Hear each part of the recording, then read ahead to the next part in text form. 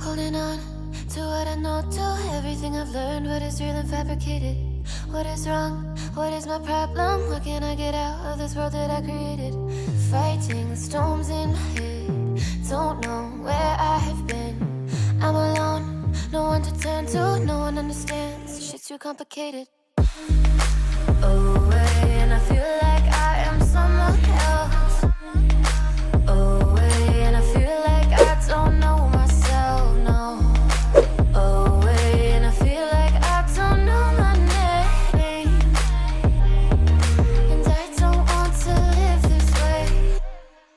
I don't want to keep on wasting on. Hi everyone, welcome back in Mehkan Boutique. I hope guys you all are doing well.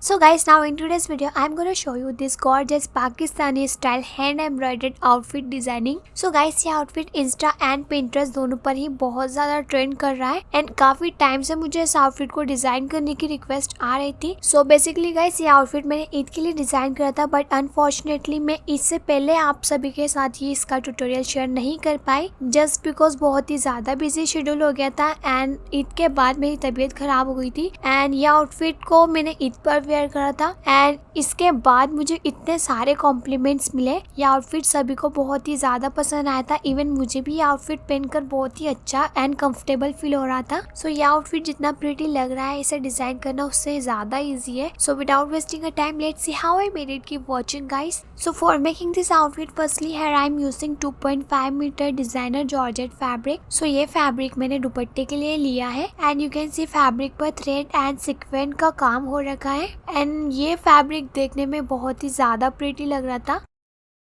After this guys, यहाँ पर मैंने कुर्ती के लिए 2 different types के fabrics लिए हैं. Firstly this one is organza fabric. So you can सी इस तरह से ऑर्गेन्जा फैब्रिक पर वर्क किया हुआ है.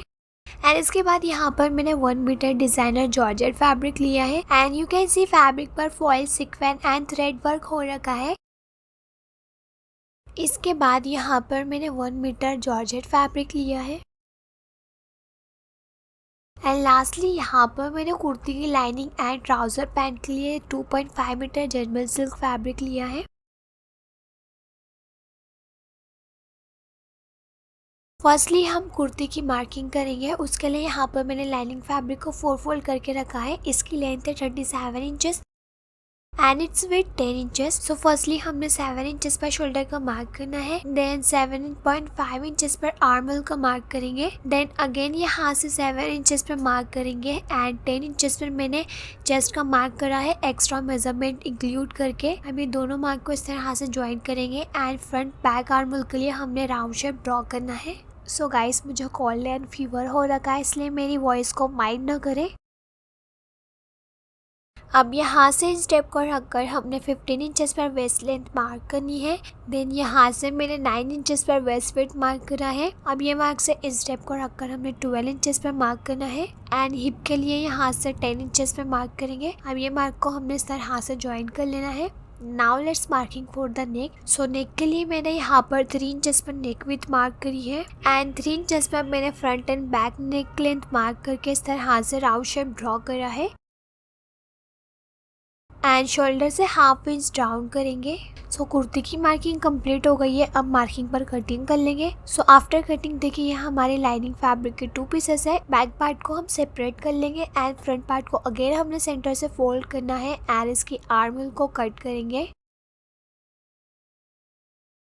नाउ फ्रंट नेक के लिए हमने ड्रॉप शेप कट करना है. उसके लिए यहाँ पर मैंने 2.5 इंचेस में मार्क करा है एंड इस तरह हाथ से हमने ये ड्रॉप शेप ड्रॉ करना है और अब ये मार्किंग पर कटिंग करेंगे.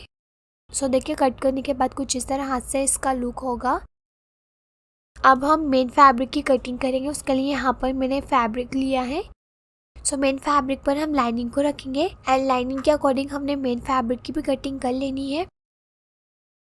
अब हमने सिंपली जो हमारा लाइनिंग फैब्रिक का नेक है उसके अकॉर्डिंग हमने मेन फैब्रिक पर स्टिचिंग करते जाना है. आफ्टर स्टिचिंग गाइस, हमने ये एक्स्ट्रा फैब्रिक की कटिंग करनी है एंड नेक पर लिटिल बिट कट्स लगाएंगे ताकि हमारा नेक इजीली टर्न हो सके.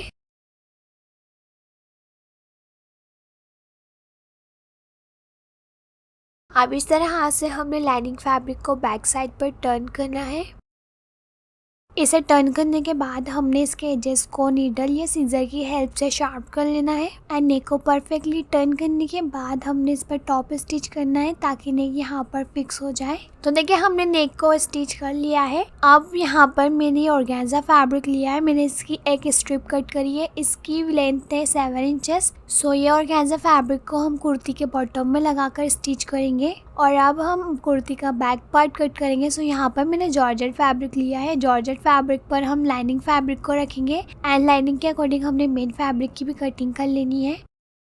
तो देखिए मैंने कुर्ती के फ्रंट पार्ट के बॉटम में ऑर्गेन्जा फैब्रिक को स्टिच कर लिया है एंड बैक पार्ट को भी मैंने ऑफ कैमरा रेडी कर लिया था। नाउ हम राइट साइड पे राइट साइड को रखेंगे एंड शोल्डर से हाफ इंच का मार्जिन लेते हुए स्टिच करना है। सो आफ्टर स्टिचिंग अब हम इसे साइड रखेंगे एंड यहाँ पर मैंने एम्ब्रॉयडरी स्टैंड लिया है। सो बेसिकली गाइस आप सभी लोगों को ये स्टैंड को लेके काफी सारी कमेंट्स आती है, तो ये स्टैंड मैंने एक वेल्डिंग शॉप से कस्टमाइज करवाया था। सो कुर्ती को हम इस तरह हाथ से फ्रेम में इलास्टिक की हेल्प से सेट करेंगे एंड फर्स्टली यहाँ पर मैंने निडल लिया है, निडल में मैंने 5 थ्रेड स्ट्रैंड्स रखे हैं। अब यहाँ पर मैंने एक पर्ल लिया है एंड पर्ल को हम इस तरह हाथ से ये जो हमारा ड्रॉप शेप है इसके ऊपर की तरफ लगाएंगे एंड 4 to 5 टाइम्स स्टिच करके हमें इसे अच्छी तरह हाथ से लॉक कर लेना है। आफ्टर दिस गाइज यहाँ पर हम नेक को मेजर करेंगे। सो देखिए ये नेक का एक साइड 6 इंचेस का है, सो 3 इंचेस पर हमने इसका सेंटर मार्क करना है। सिमिलरली हमने नेक के सेकेंड साइड पर भी 3 इंचेस पर मार्क कर लेना है। अब यहाँ पर मैंने निडल लिया है, निडल को हमने नेक के टॉप साइड से ऊपर की तरफ निकालना है एंड देन यहाँ पर मैंने मीडियम साइज के पर्ल्स लिए हैं। सो इस तरह हाथ से हमने निडल में पर्ल्स ऐड करना है। तो देखिए ये जो मार्क है यहाँ तक मैंने पर्ल्स ऐड करा है थ्रेड में। निडल को बैक साइड पर निकालेंगे एंड ये जो हमने पल्स की लाइन बनाई है इसके साइड इसी तरह से एक और पल्स की लाइन बनाएंगे। आफ्टर दिस गाइज यहाँ पर मैंने एक मीडियम साइज का राइनस्टोन पेस्ट करा है। इसके बाद यहाँ पर मैंने गोल्डन कलर का ट्यूब बीट लिया है। सो इस तरह से हमने निडल में एक ट्यूब बीट लेना है एंड निडल को बैक साइड पर निकालेंगे। इस तरह से हमने थोड़े थोड़े डिस्टेंस पर ट्यूब बीट को लगा लेना है। सो टोटल यहाँ पर मैंने 5 ट्यूब बीट्स का एक फ्लावर बनाया है। के लिए यहाँ पर मैंने स्प्रिंग वायर को इस तरह हाथ से थोड़े थोड़े पीसेस में कट करा है। अब ये जो ट्यूब बीट है इसके सेंटर से हमने निडल को ऊपर की तरफ निकालना है। देन फर्स्टली हमने निडल में स्प्रिंग वायर का पीस ऐड करना है। इसके बाद हम ये ऐड करेंगे एंड इस तरह से हमने नीडल को बैक साइड पर निकालना है। तो देखिए नीडल में हमने एक spring wire and sequence add करा है। इस तरह से हमने पूरे फ्लावर में डिजाइनिंग कर लेनी है। आफ्टर दिस गाइज यहाँ पर अगेन हमने ये फ्लावर बनाना है। सो फर्स्टली मैंने ये राइनस्टोन पेस्ट करा है, इसके बाद से हमने ट्यूब बीट्स लगाने हैं इस तरह से। सो 5 ट्यूब बीट्स को यूज करते हुए हमने एक फ्लावर बनाया है। आप चाहे तो 6 ट्यूब बीट्स को यूज करके भी फ्लावर बना सकते हो। अब इनके बीच में हम जरदोजी एंड सिक्वेंस ऐड करेंगे। तो देखिए बहुत ही इजी वे में हमने यहाँ पर फ्लावर्स रेडी कर लिया है। अब ये जो दोनों फ्लावर है इसके बीच के स्पेस में हमने पर्ल्स की डिजाइनिंग करनी है। सो जिस तरह से हमने ऊपर की तरफ पल्स की डिजाइनिंग करी है सिमिलरली यहाँ पर भी हमने पल्स को ऐड कर लेना है।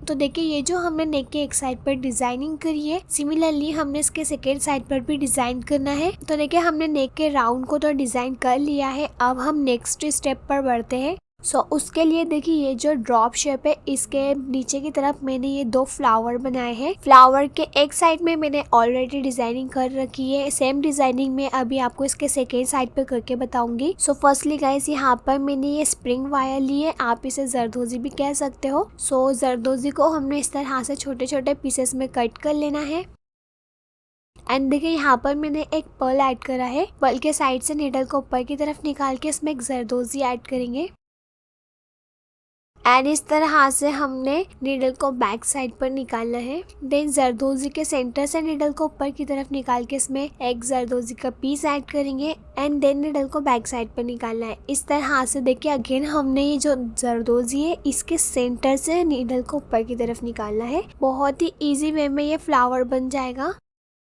सो गाइस मैंने आपको ये डिजाइनिंग बहुत ही इजी वे में बताई है। Even if you know the basic hand work then you can also make it.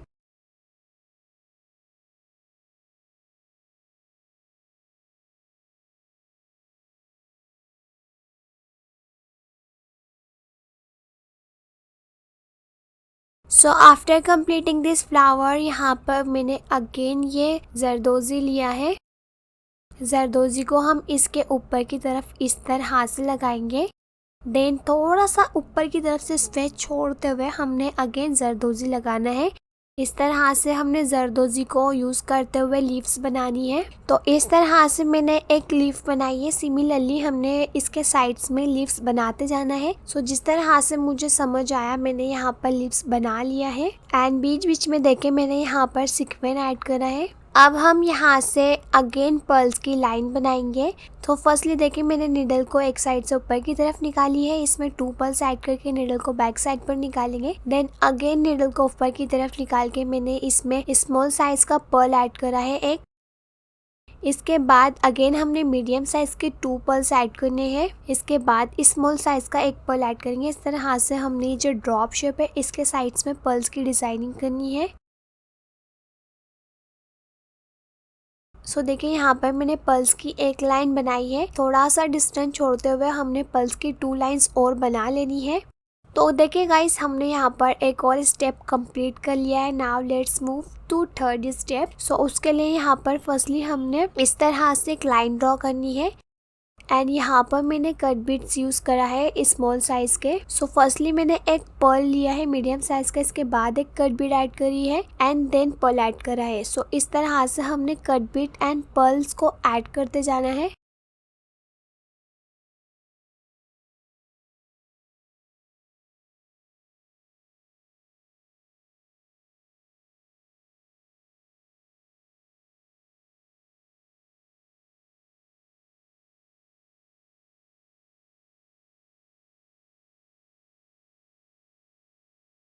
After completing this guys हमने अगेन थोड़ा सा स्पेस छोड़ते हुए पर्ल्स एंड कट बीट्स की लाइन बनानी है।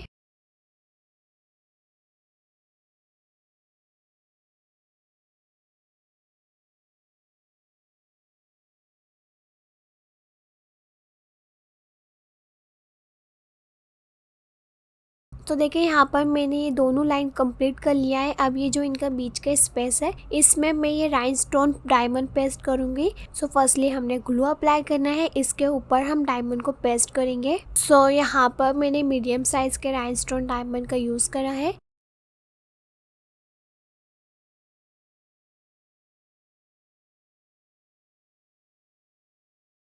इसके बाद अगेन हमने हाफ इंच छोड़ते हुए एक और कट बीट एंड पल्स की लाइन बनानी है। तो देखिए हमने इस तरह से एक और कट बीट एंड पल्स की लाइन कंप्लीट कर लिया है। अब ये जो हमारा बीच का स्पेस है इसके सेंटर में हमने इस तरह से ग्लू अप्लाई करना है एक लाइन में। एंड इस पर हमने स्प्रिंग वायर को पेस्ट करना है।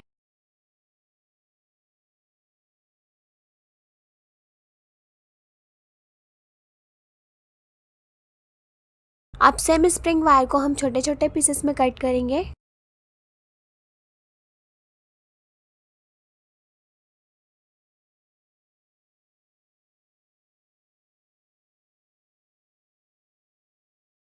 तो देखिए यहाँ पर मैंने काफ़ी सारी जरदोजी को कट कर लिया है। अब हम यहाँ से निडल को ऊपर की तरफ निकालेंगे एंड हमने निडल में जरदोजी ऐड करना है। एंड जरदोजी को इस तरह से क्रॉस करते हुए निडल को बैक पर निकालेंगे। देन इसके साइड से अगेन निडल को ऊपर की तरफ निकाल के इसमें जरदोजी ऐड करेंगे। तो गाइस देखिए इस तरह से हमने 1 बाय 1 जरदोजी को लगाते जाना है। सो ये स्टेप आपको देखने में थोड़ा सा डिफिकल्ट लग सकता है बट इसे करना भी बहुत इजी है। इस तरह से जितना भी ब्लैंक एरिया है हमने पूरी तरफ जरदोजी को लगा लेना है। सो देखिए हमने जरदोजी की लाइन को कंप्लीट कर लिया है। नाउ अगेन हमने हाफ इंच का स्पेस छोड़ते हुए एक लाइन ड्रॉ करनी है। एंड ये जो हमने लाइन ड्रॉ करी है इस पर हमने कट बीट्स एंड पर्ल्स की डिजाइनिंग करनी है। जिस तरह हमने पहले ये 3 कट बीट्स की लाइन बनाई सेम वे में हमने यहाँ पर कट बीट्स एंड पर्ल्स को लगाना है। तो कट बीट्स की लाइन कंप्लीट करने के बाद यहाँ पर मैंने बिग साइज के राइनस्टोन डायमंड्स लिए हैं। फर्स्टली जो हमने यूज करते वो मीडियम साइज के थे। देन यहाँ पर जो मैंने राइनस्टोन डायमंड यूज करा है वो बिग साइज के है। इस तरह हमने पूरे तरफ राइनस्टोन डायमंड को लगा लेना है। तो देखिए यहाँ पर मैंने राइनस्टोन डायमंड को लगा लिया है। अब हम ये जो 2 राइनस्टोन डायमंड है इसके बीच से हम नीडल को ऊपर की तरफ निकालना है एंड इसमें हम एक जरदोजी का पीस ऐड करेंगे एंड नीडल को बैक पर निकालेंगे। सो इस तरह से हमने पूरे स्टोन के बीच में जरदोजी को लगा लेना है।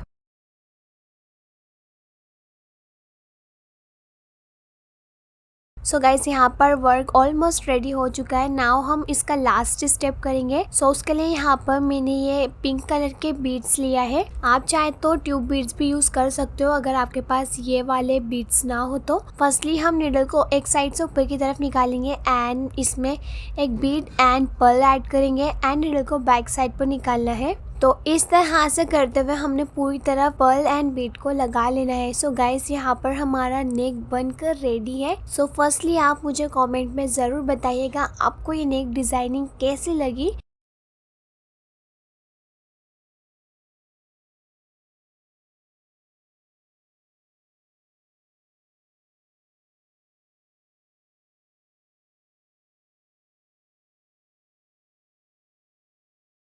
अब हम कुर्ती को स्टिच करेंगे। सो उसके लिए हमने कुर्ती को फ्रेम से निकाल लिया है एंड यहाँ पर मैंने स्लीव लिया है। स्लीव को मैंने ऑर्गेन्जा फैब्रिक की रखी है। तो स्लीव को हमने दोनों आर्मल में बराबर से रखकर स्टिच कर लेना है एंड इसके साइड में हमने फिटिंग के अकॉर्डिंग स्टिचिंग देनी है। आफ्टर ऑल ओवर स्टिचिंग हमने इसके साइड्स की बॉर्डर को सिंपली डबल फोल्ड करके स्टिच करना है। So guys after all over the stitching यहाँ पर हमारी ब्यूटीफुल पाकिस्तानी स्टाइल कुर्ती बनकर रेडी है एंड गाइस यू कैन सी हमने इसे और इनहैंस करने के लिए स्लीव के बॉटम पे एंड कुर्ती के बॉटम पे इस तरह से पर्ल्स की डिजाइनिंग करी है। So guys if you like this video a little bit helpful then like and share this video. Also enable the bell icon by subscribing to our channel Mehkan boutique so that can get upcoming videos notification first. Thank you so much for watching. Bye.